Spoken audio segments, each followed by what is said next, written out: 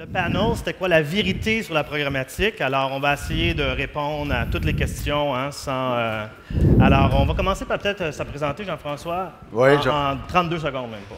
Jean-François Côté, je suis fondateur et président de Districhem, une boîte qui était conçue à Montréal il y a 1 an et demi, qui est focusée sur le programmatique. Puis je travaille avec beaucoup de gens dans la salle, donc c'est un honneur d'être ici aujourd'hui. Alexandre Reynaud, je suis directeur général de Magnet Intel, un bureau de courtage, je vais être, ou si vous préférez, Trading Desk, que j'ai démarré en juin 2012. Donc, mon nom c'est Boschko, je suis un des cofondateurs et le VP technologie de AdGear Technologies, qui est une compagnie en ad serving, serveur publicitaire, serveur d'achat et de vente de publicité en ligne. Jusqu'à un certain point, on aurait pu remplacer la slide de Matt avec les logos d'AdGear, puis ça aurait fait une partie de la chose. Mais ceci étant dit, on a parlé que 50% SportCheck va aller dans programmatic. Il y a même des statistiques qui disent en 2017, 83% des achats médias vont se faire au niveau programmatic. Vous allez voir la télévision, on s'en parlera l'année prochaine, ça va venir aussi. Mais les gars, on a à convaincre probablement 1/3, sinon la moitié de la salle. Donc, pourquoi les gens qui sont en avant de nous devraient faire du programmatic? Puis je vais commencer avec Jean-François. Bien, je pense que vous avez vu un peu, j'ai bien aimé la notion de spray and pray de Mike Sherman. Le programmatique, qu'est-ce que ça va devenir, qu'est-ce que ça fait? C'est les dollars qui avant étaient investis dans tout ce qu'on appelait brand awareness, ce matin, ils en ont parlé. Ça va vers le programmatique et pourquoi? C'est qu'on est capable d'avoir accès à des audiences, qu'on est capable après ça de vraiment suivre avec le data qu'on a parlé tantôt et avoir vraiment différents timestamps qu'on appelle parce qu'on est capable de suivre nos KPIs. Pourquoi ça nous amène le programmatique? C'est une valeur ajoutée, c'est qu'on a accès maintenant à tellement d'inventaire avec la notion de real-time bidding, que pour moi n'est pas un produit, une façon d'acheter. On peut vraiment être efficient et avoir des bons résultats. Donc, c'est pour ça qu'éventuellement, je pense, JP, les dollars vont commencer à suivre, puis on a vu un peu e-marketer, qu'est-ce que tu as montré tantôt. Les dollars commencent vraiment à shifter du traditionnel au programmatique, et je pense que 2015 va être l'année du programmatique. Hein. Toi, Alexandre? Je pense qu'à court terme, il y a une notion de pratique et d'essai-erreur.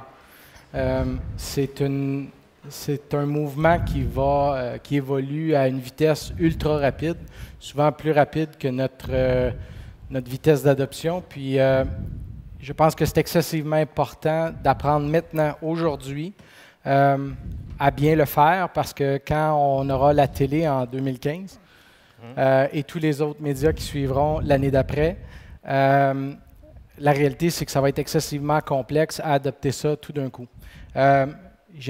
On a dit qu'on disait la vérité? Oui. J'aimerais partager ta vision des data, mais moi, comme acheteur, je les cherche encore et je les attends encore. Mais oui, c'est vrai que la beauté du programmatique aujourd'hui, c'est ce contrôle-là qu'on a du côté de l'achat, de sélectionner chacune des impressions qu'on achète. Et étrangement, dans les derniers jours, dans les présentations plus formations que j'ai faites, j'ai eu plusieurs mains levées où les gens me disaient « Là, tu es en train de me dire que le principe de 120 millisecondes pour le bidding et tout ça, ça se fait une impression à la fois et qu'on achète pour des millions de dollars comme ça. » La réponse, c'est oui. Puis je pense qu'aujourd'hui, à court terme, c'est la beauté de ce qu'on fait depuis deux ans. Boschko, convaincu. Pour moi, c'est on achète le média, point final. Puis le programmatique, pour moi, je ne le vois pas comme un canal. C'est plus un changement ou l'évolution du médium à travers lequel on achète ces impressions-là. Donc, quand on parle d'acheter à 120 millisecondes, ce qu'on veut dire vraiment, c'est que dans le médium du programmatique, la décision de quelle impression prendre et sur quelle impression miser et combien ou comment valoriser cette impression-là est maintenant transférée vers l'acheteur. Donc, l'acheteur a le contrôle complet dans ces décisions-là et la capacité, la possibilité de modifier la décision en temps réel. Donc, c'est ce changement-là qui nous amène à un niveau de contrôle, à un niveau de flexibilité qu'on n'avait pas avant. Puis, ce n'est pas une question de faire du programmatic ou non, c'est plus l'évolution des achats médias qu'on fait déjà, puis qu'on va voir continuer à évoluer de plus en plus dans ce médium-là qui nous permet le contrôle, qui nous permet le scale, puis l'efficacité qu'on a avec. Vous avez parlé de curveball. Alors, voici la première. Alors, c'est la question qui tue. Programmatic, pour l'efficacité ou pour des meilleurs résultats? On va commencer avec Alexandre, tiens, pour faire différent. Efficacité ou meilleurs résultats? Il y en a un à choisir. Là. Alors, la portion bunt de ta curveball, c'est la même chose. Mais je pense que le programmatique, parce que pour moi, il y a deux choses. Il y a le programmatique puis il y a la RTB. Deux choses, deux mondes. Programmatique, c'est de faire ce qu'on fait depuis que le numérique existe, c'est acheter des positionnements publicitaires sur le web. La seule chose, c'est qu'on le fait via un ordinateur versus le vrai real-time bidding. Oui, le programmatique, avec tout ce qu'il implique, je pense que c'est l'efficacité des campagnes, mais la portion qu'on oublie le plus, c'est l'efficacité qu'on gagne, autant du côté des éditeurs qui, opérationnellement parlant, gagnent un temps fou, que du côté des acheteurs, des annonceurs, où on gagne aussi ce temps fou-là. On sauve du temps sur de la paperasse qui, à quelque part, est oui utile, mais qui est réellement inutile dans la vie de tous les jours. Et ce temps gagné-là devrait être directement réinvesti, soit directement dans toute la créativité, tout ce qu'on vient de parler tout l'avant-midi, de toute cette merveilleuse créativité-là, que malheureusement, on a perdu dans des opérations beaucoup, beaucoup trop lourdes. Et c'est le gain qu'on a à faire là, dès aujourd'hui à faire plus de programmatique. Malheureusement, tu dois répondre. Moi? Oui. Efficacité ou résultat? Oui, donc pour moi, les deux sont très reliés. Puis l'efficacité nous permet, quelqu'un tout à l'heure avait dit lors d'une présentation que le but, c'est d'être assez efficace pour être capable de penser plus stratégiquement, puis d'être capable de réagir en fonction des résultats qu'on observe. Puis le fait que dans le monde programmatique, avec les outils d'achat programmatique, on est capable d'observer et de réagir.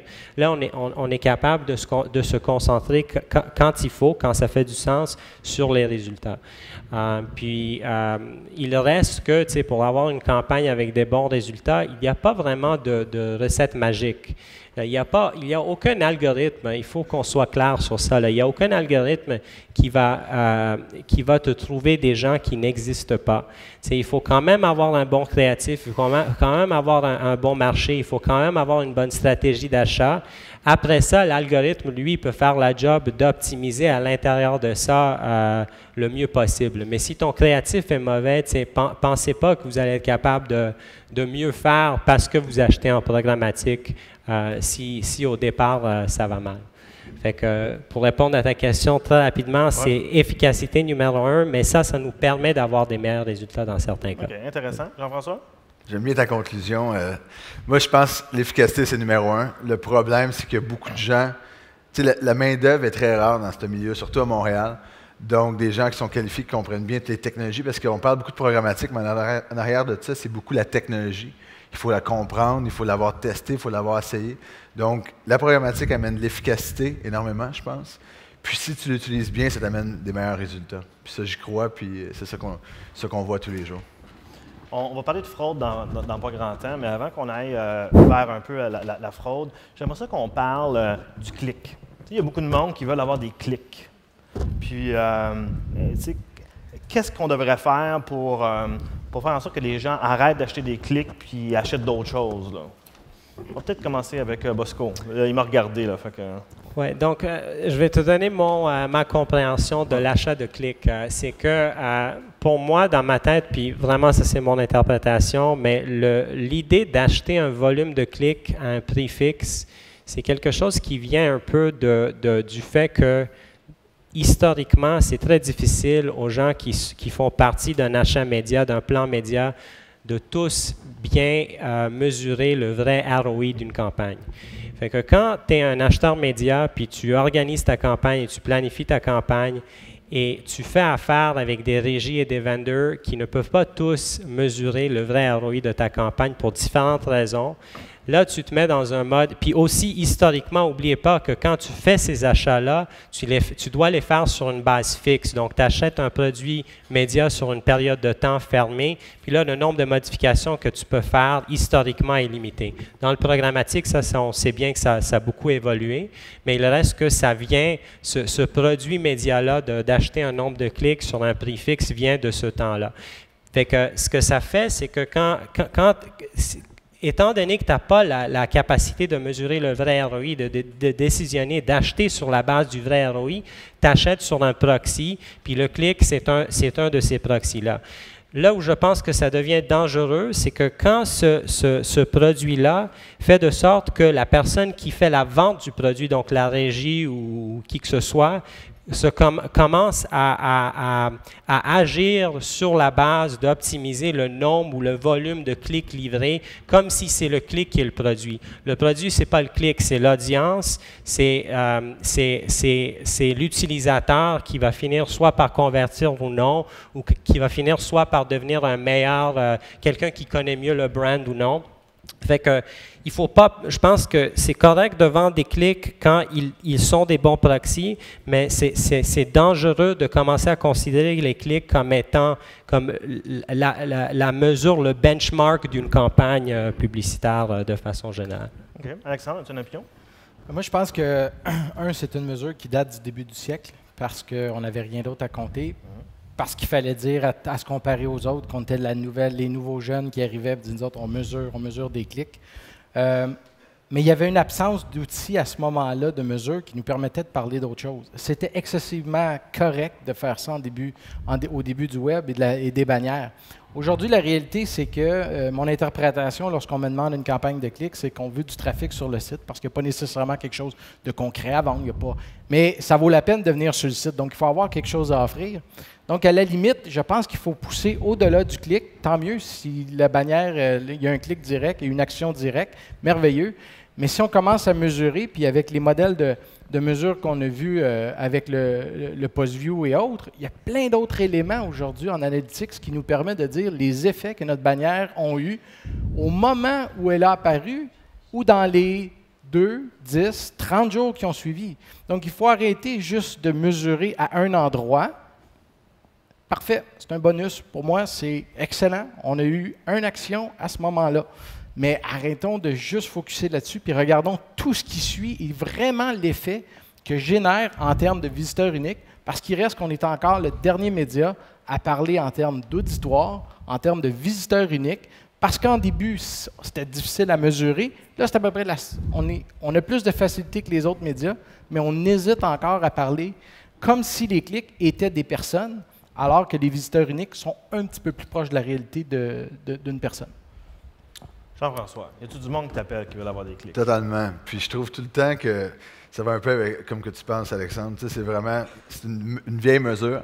Pour moi, un clic, est-ce que c'est pas le nombre qui compte, c'est vraiment la qualité. Si tu es capable de faire une campagne, d'avoir un clic qui amène une conversion, qui t'amène un retour sur investissement pour ton advertiser, que ça soit, exemple, un site de e-commerce, quelque chose comme ça, je pense que c'est très important, mais il y a toute la notion maintenant de post-click que nous autres, je pense qu'on doit vraiment évoluer là-dedans. Et puis toute cette industrie-là doit commencer à penser, est-ce que je veux vraiment un clic ou je veux vraiment un engagement, une action avec mon brand? Quelle action je veux faire? Puis si tu la mesures bien, je pense que ça a un avantage. Sinon, acheter des clics pour acheter des clics, n'importe qui est capable de faire ça. Puis je pense que si on faisait un panel sur la vérité, puis on ne parlait pas un peu de fraude, ce ne serait pas vraiment la vérité, dans le fin fond. Si les gens, vous faites programmatique, vous allez peut-être voir le mot fraude associé à ça. Moi, souvent, je rencontre aussi des gens qui ont un brand, puis ils disent moi, je veux pas aller dans le programmatique à cause de la fraude. Ils ne savent pas trop de quoi ils parlent, mais il y a de la fraude. Donc, quelle est votre opinion là-dessus? Puis qu'est-ce qu'on devrait faire dans le fin fond pour changer là, cette perception-là? C'est une bonne question. Je vais y aller en premier. Tout le monde parle de fraude, puis il y a deux affaires. Moi, je pense que faut que tu achètes en tant qu'acheteur, il faut que tu achètes ton inventaire de sources que tu connais. Donc, il y a plusieurs sources maintenant d'inventaire dans le programmatique, mais tu dois vraiment, on dit tout le temps, achète de l'inventaire ou est-ce que tu as déjà serré la main à quelqu'un. Donc, fais des deal ID, fais du private exchange. Il y a plusieurs sources maintenant que tu peux faire pour réserver de l'inventaire qui va te permettre d'avoir des vrais humains derrière ça. La deuxième chose que je trouve très intéressant, j'étais à New York hier sur une conférence par rapport à ça. Écoute, là, ils doivent passer 2 heures là-dessus. Puis qu'est-ce qu'ils disent? C'est maintenant, ils veulent vraiment stopper, enlever ces dollars-là frauduleux de l'écosystème. Donc, qu'est-ce qu'ils veulent faire? C'est vraiment si l'acheteur achète de la fraude, donc il y a plusieurs mécanismes maintenant qui se mettent en place, l'acheteur son argent va être retourné et l'impact va venir sur le sell side. Donc, les éditeurs qui mettent des inventaires frauduleux dans l'écosystème ne seront pas rémunérés pour ça. Donc, je pense que ça, c'est déjà des mouvements qu'on voit, que ça va dans la bonne direction, où est-ce que si tu enlèves cet argent-là, cet incitatif-là dans l'écosystème, c'est de même, je pense qu'on va devenir avec un écosystème qui est beaucoup meilleur. Puis au Québec, la chance qu'on a, c'est qu'on a plein de premium publishers qui veulent juste avoir plus d'argent, ramasser plus la part de la tarte avec ça. Toi, Alexandre? Moi, je pense qu'il faut juste prendre nos responsabilités, puis il faut exiger de chacun des intervenants à agir de façon très, très, très responsable. Moi, comme acheteur, je m'attends que les différents ad exchange mettent tout en place pour bien évaluer l'inventaire qui passe chez eux et s'assurer que l'inventaire qu'ils nous fournissent, elle est sécure de fraude. Je m'attends d'un fournisseur de technologie, et c'est pas parce qu'il est assis à côté de moi, mais je peux dire qu'on a cette relation-là où on fait une chasse aux sorcières depuis facilement 1 an ensemble. Il faut que je fasse confiance à mon fournisseur de technologie pour être comme ma deuxième sécurité, puis dire, bien, il y a des outils qui sont en place, ça se peut qu'on en échappe. Écoutez, dans tous les domaines, c'est pas parce que ça s'appelle du programmatique qu'il n'y a pas de fraude. Je pense qu'à Montréal, dans les dernières années, on a été servi sur apprendre où il y a potentiellement de la fraude. Mais l'idée, c'est que je m'attends à ce que mon fournisseur prenne ses responsabilités, puis qu'il soit le gardien, puis qu'il rattrape là, ce qui peut passer. Puis moi, comme acheteur, je dois prendre mes responsabilités aussi. Je ne peux pas mettre la faute sur quelqu'un d'autre. Si demain, j'ai des résultats qui sont exceptionnellement élevé, bien, avant de sabrer le champagne, il faut que j'ai l'humilité de faire un pas en arrière, de m'asseoir avec mon équipe, puis de questionner mes résultats, puis de dire, est-ce qu'ils sont vrais, est-ce qu'ils sont concrets? Et si oui, tant mieux. Félicitations, on s'applaudit, on se tape dans le dos, puis on passe à la prochaine campagne. Mais je ne peux pas juste dire, all right, on a eu plein de conversions, plein de clics, un excellent taux de clics. Je pense qu'on parle encore, malheureusement, un langage qui favorise la fraude et qui nous empêche, nous, de prendre nos responsabilités. Pour vous, j'imagine que c'est aussi un choix. J'ai beaucoup de choses à dire là-dessus. Une affaire qui est particulière avec nous, c'est que, étant donné qu'on est une plateforme technologique, on voit beaucoup de trafic. Donc, on voit énormément de trafic à travers plein de différents exchanges, puis beaucoup de différents annonceurs. Donc, ça nous permet vraiment de faire des analyses du trafic qui, des fois, vont être assez significatifs en termes de... Elles vont signaler qu'il y a de la fraude. Puis c'est assez facile de voir pour nous quand il y a la fraude. Mais le point que je veux amener, là, qui n'a pas été soulevé, je pense, puis qui est un peu curveball aussi, puis ça apporte à ta question de clic de tout à l'heure, c'est que, savez-vous, comment est-ce qu'on dit moral hazard en français? J'en ai aucune espèce. Moral hazard? Anybody know what that is? Ça, c'est quand tu as une situation où les joueurs dans le jeu, dans un jeu ou une game ou une situation de marché où il y a où un joueur va avoir un avantage économique d'agir d'une certaine manière qui est peut-être pas moralement correcte. Donc, par exemple, si on prend l'exemple du clic où on vend des produits de clic à un prix fixe et on rachète les clics à un prix variable et on fait une marge là-dessus, ça peut être un comportement qui vient avec un moral hazard. Pourquoi? Parce que là, tu te commences à agir de sorte que tu vas toujours essayer de trouver les clics les moins chers. Puis nous, en tant que plateforme technologique, quand on fait des coupures qui sont reliées à la fraude, souvent ce qu'on observe, c'est que le prix du marché du clic augmente. Par exemple, en septembre, le prix du clic en moyenne a doublé dans notre plateforme.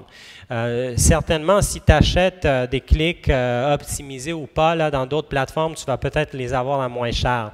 Donc, comment un acheteur qui utilise notre technologie pour vendre des clics va percevoir ce changement-là? Ça, c'est un challenge. Nous, notre position, ça reste, puis ça a toujours été qu'on préfère toujours la vue long terme. Donc, la manière qu'on regarde ça, c'est qu'à la fin de la journée, quand les annonceurs, deviennent de plus en plus sophistiqués et ils comprennent de plus en plus quand le trafic n'est pas bon, quand les ROI ne sont pas là pour de vrai. Donc, éventuellement, si on ne fait pas de quoi, tout le monde va souffrir. Donc, c'est comme ça qu'on le voit, mais je pense qu'il faut adresser ce moral hazard dans l'industrie parce qu'il existe, il est là. Alors, on voulait vous amener de vraies personnes, des gens qui font vraiment du programmatique. On les remercie tous. Mais avant de partir, parce qu'on est déjà over, puis Enrique va me tuer, on va, en 2 secondes, le futur 2015, programmatic. Puis ça ne peut pas être la télévision, là, parce que c'est pas... Non, je ne crois pas à la télévision, mais... Ça sera 2015. Je sais que j'écoute pas de TV, JP. Ouais. Donc, 2 choses, je pense. Les CPM vont augmenter. Pourquoi? Parce que je disais, les dollars traditionnels vont s'en aller dans le programmatique.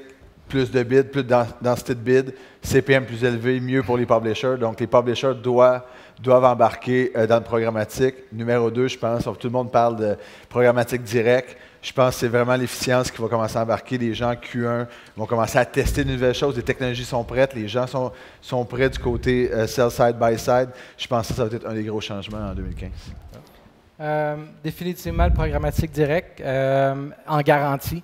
Donc, pouvoir acheter à l'avance et pas dans les derniers 12 heures avant le début de la campagne, mais de programmer la campagne en direct et en inventaire garanti. Et la deuxième chose, je ne sais pas si c'est...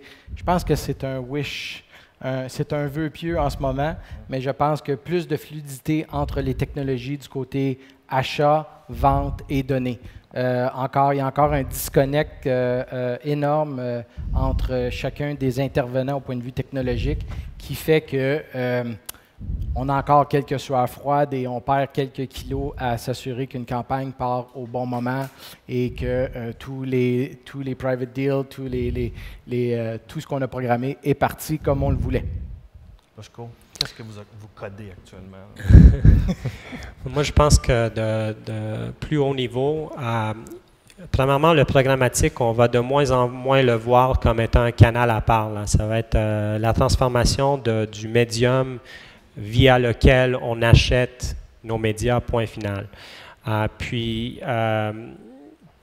Pour moi, les Deal ID, donc tout ce que ça implique, cette transformation-là, c'est qu'il faut que ça devienne encore plus facile pour les acheteurs médias qui aujourd'hui peut-être pensent du programmatic comme étant un canal à part, un vendor ou quelque chose qui par-dessus quoi tu as un genre d'interface. Là, ça va disparaître de plus en plus. Puis je pense que les gens vont tout simplement acheter leurs médias à travers ce canal-là, puis ça va être le canal, le médium d'achat de médias en 2015 ou à la fin de 2015.